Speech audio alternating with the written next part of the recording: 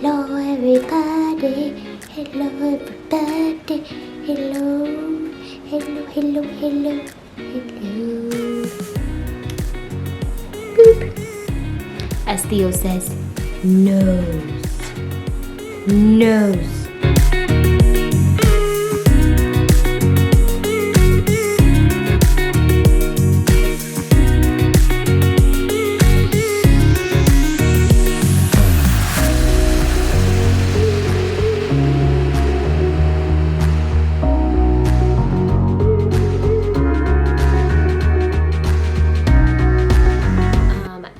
Just another update video for you guys. It has been a crazy week. We were all sick this week. Theo and the twins got their last vaccination, or his last vaccination, because he's 2 months old, and then the twins got their second regimen of vaccines, and Theodore and Griffin both got fevers, like reactions, and then Shane and I got a cold, and Freya got the cold as well.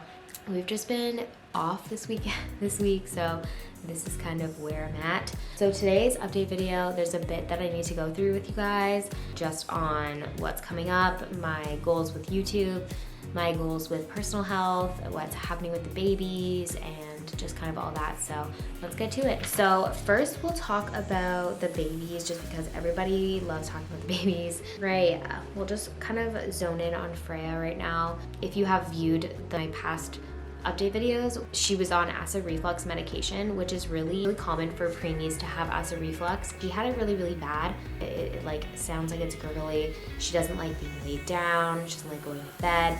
When she eats and she has like a burp, she'll like freak out. Really hard to burp her. She was on the medication for a while and she got better, and then our doctor was like, hey, we're gonna try taking her off, just seeing what the reaction will be like, and she was awful. Everything came back. She wasn't our happy baby, constantly smiling at us, always distraught, always crying, wasn't sleeping good. She actually lost a percentile. She was like in the 3rd percentile, and now she's back in the 1st percentile because she hasn't really been eating as much. Obviously she's uncomfortable when she eats because of the acid reflux. So we put her on medication a day and a half ago. Already it's like night and day. She smiles more, it's easier to burp her. She likes being laid down again. She is like easier to feed her. She doesn't like freak out. Basically what would happen is she would drink, I would let down, which I have a really strong letdown. So like she's like kind of chugging. After the letdown's done, she like gets upset because there's like a lot of gas and stuff and a lot of acid reflux happening, I guess. And so that's not happening anymore, which is nice, because in the middle of the night when I feed her, she would just scream and like wake everybody up. So definitely that's the problem. I asked my breastfeeding doctor when that's supposed to go away, if she needs to be on medication until like a certain time, and she said that most commonly, if the cause was because of preemies, most likely it'll go away when they reach 6 months old. She might have to be on the medication until she's 6 months. So she is back on the medication and she is happy now and doing a lot better. I don't really like to give my kids lots of medications. We are a more non-toxic natural household, but it was needed. So she also, development-wise, she's giggling more, she's laughing more, which is nice. She did have her first cold, which was really sad because like she couldn't like breathe through her nose. It was so sad. And she like had red eyes, and oh, it was so sad. We tried baby cereal with her and she was hilarious. She was just kind of like she's starting to like it though. I don't want to upset her tummy when she's dealing with acid reflux, so I only give her a little bit to kind of get her going. She seems to like it, so that's good. I got approved by my pediatrician to try her on foods. It's very contradictory because I have their pediatrician, which is Theo's pediatrician, and then I have the breastfeeding doctor, who is also like, she does a lot of things. So family doctor is like a professor. She teaches about like breastfeeding in infants and all these kinds of things, so she's like really knowledgeable. She told me to wait to give them solids or like purees or baby cereal, whatever, till 6 months. And then my pediatrician was like, between 4 and 6 months, you can start introducing it, which is what I did with Theo. So then I'm like kind of on the fence. What I'm doing is I'm just kind of every couple days, whatever, I'll just test them on it. And I'll see, does it make them sleep longer? Does it upset their tummies? Are they able to poop? All these kinds of reactions. And then we'll try a couple days of just breast milk, and then we'll go back and we'll see, because they were preemie. So my pediatrician, she doesn't classify them as preemies. She's like, development wise, they're on track as regular babies. She doesn't put them on a preemie chart, just like they are good. And then my breastfeeding doctor says even the late term preemie, they're still acting like, especially Freya, she's still acting like a preemie. So that's why I'm kind of like on the fence about things. I'm their mom, I know them best. So that's kind of why I'm just kind of meeting in the middle between what my pediatrician says and what my breastfeeding doctor says, just kind of testing the waters. We have also tried, so they're in the 4th leap right now, and like I said, they got their vaccinations. So there was about 10 days after they get their vaccinations where they're extremely fussy, they're working through them. And so we have 2 more days until they're in the clear for that. I was like, oh, they're already fussy, so like let's just try them in the same room sleeping at night. Shouldn't have done that. It was awful, guys. I'll just tell you a little background story on why I decided to do it that day. So that day we went to the pediatrician, and at the pediatrician there was a nurse, and we were talking, and she was like, oh, I have twins too. I have a boy and a girl too. They're 18 months old. And I was like, oh my gosh, like how do you get them to sleep in the same room in their cribs without waking each other up? And she said that not to worry about it, that if one wakes up and starts crying, then the other one might jostle a bit but should go back down. And I was like, okay, wow, that gives me so much confidence, because I was so scared of doing it. So I tried it, and wrong, just wrong. I don't know if it was because they got their vaccinations that day. That could have been it. I don't know if it was because they're in the 4th leap and get easily woken up. That could have been it. Or it could have just been they're used to quiet and now they have to like deal with this, and transitioning them might take like a week or 2 of just shitty sleeps. I don't know.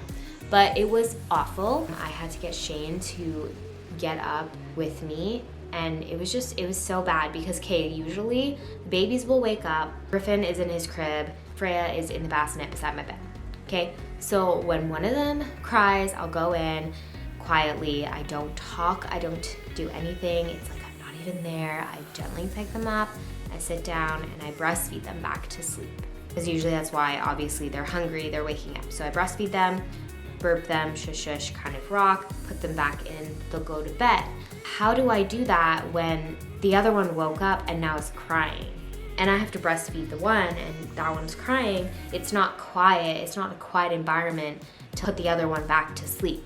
Like now he's wide awake because she's screaming. And even if Shane comes in and like holds her and stuff and like shushes her, like there's still extra noise that he's not used to. So I don't know if this is my fault for not keeping them together, because they used to be fine. When they were newborns, they were fine. They just were used to it. And then I just divided them because Griffin needed his own space because he would wake up when I was in the room, but Freya was so small still, stay in the bassinet. That could have been my fault for like splitting them up. I don't know, but putting them back together, it just like didn't work.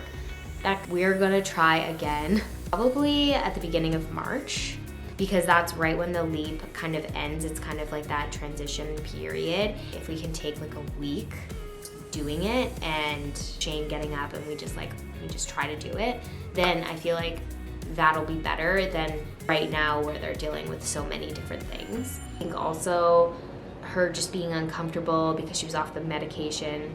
I'm really hoping it goes smoothly, but it was awful. I got no sleep. That's really it for Freya. So we'll go into Griffin. So Griffin, we have like these jolly jumpers. Here, I'll just like show you guys. So we have 2. So then as they jump, they can like see each other, and like we bring him into the center of the room there. Griffin he's obsessed with the jolly jumper. He can just jump and jump and jump. He jumps until he falls asleep. Like it's the cutest thing. Just like kind of whine, and then I'll like jump, jump, jump, and then jump, jump, jump, and then it's so funny. He just loves the jumper. She is getting used to the jumper. Today was the first time where she was like content in the jumper for a long time. Usually she's just like, get me out of this thing. He is doing like the half roll thing, so he'll like bring his legs like this and then kind of roll sideways, but he won't completely roll over yet. That's new.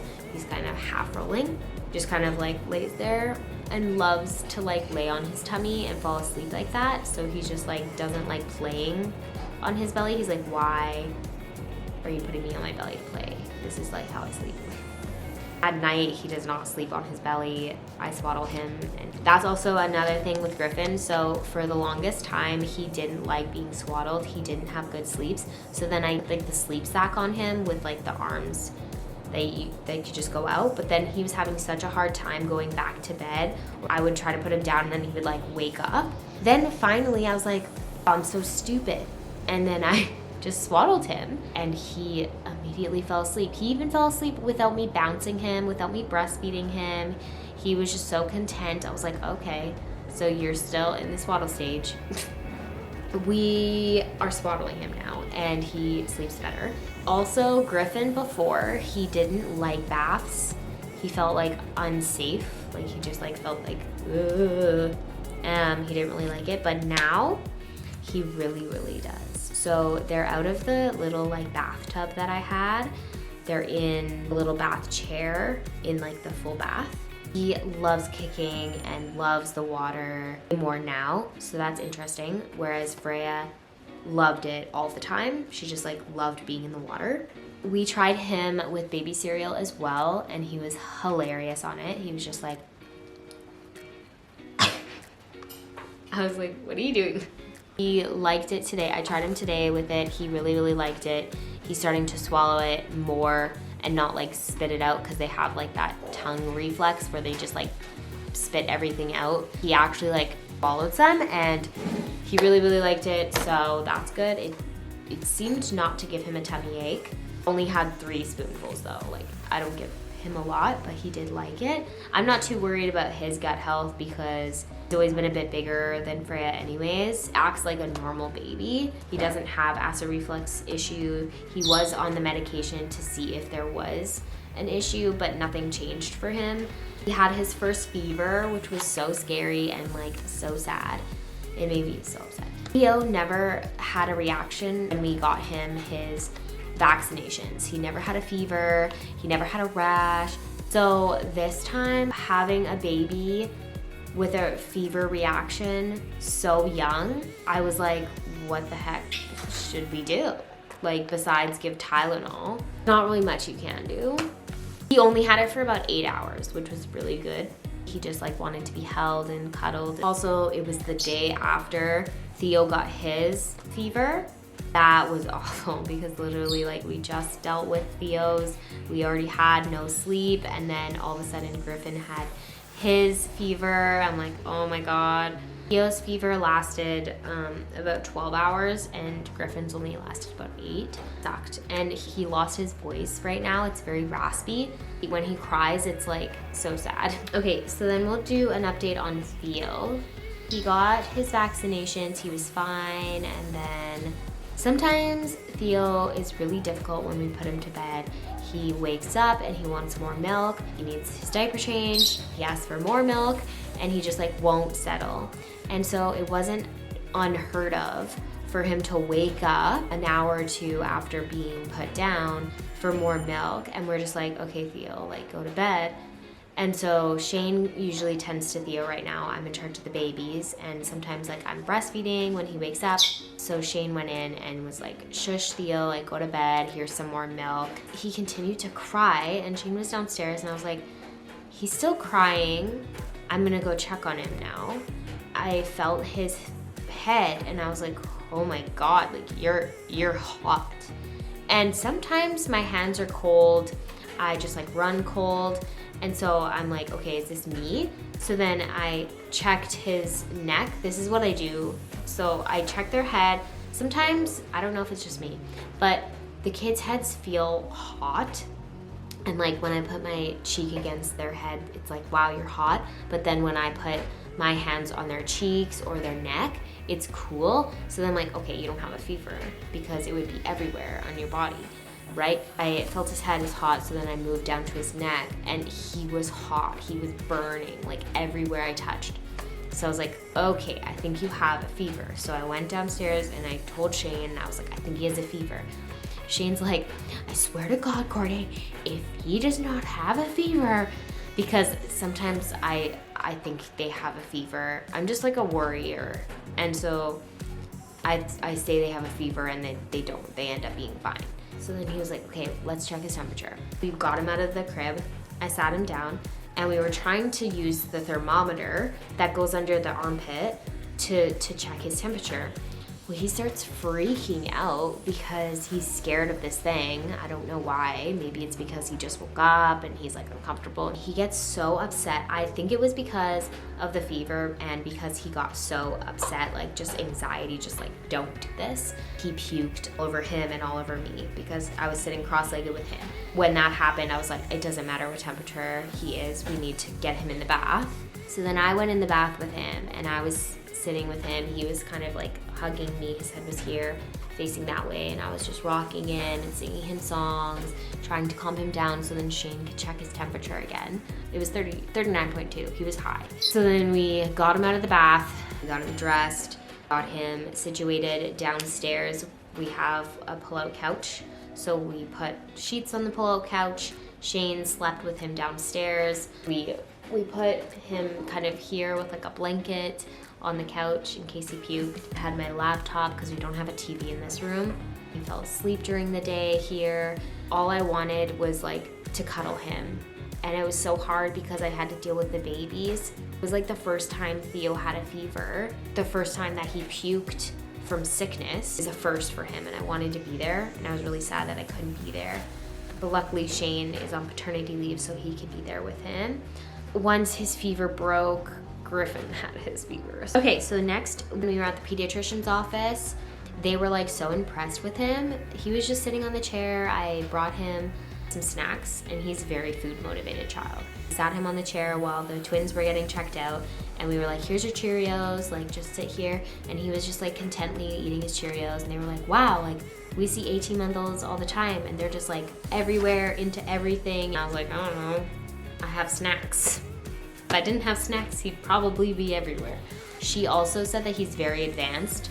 I told the pediatrician that he plays with this toy and can do it. Have like blocks, and they're a shape and color, and you have to match the color with the color and then the shape with the shape of that color. And he can do this. I thought this was normal, 18 months old, to like know your colors and shapes. It's not normal, I guess. The pediatrician was like, no, like he's very advanced.